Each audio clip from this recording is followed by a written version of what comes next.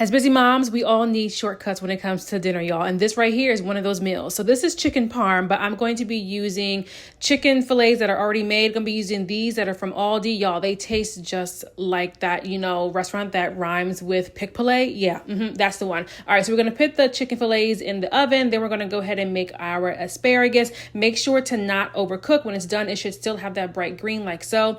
Once those chicken fillets are done, you're going to pop them out of the oven, put some pesto sauce or some marinara sauce and some cheese on top. Then you're going to put it back in the oven, let it melt, let it come on out, top it with some Parmesan cheese, and then boom, dinner is done. You're going to go ahead and plate it up. You have some pasta, some asparagus, and a chicken.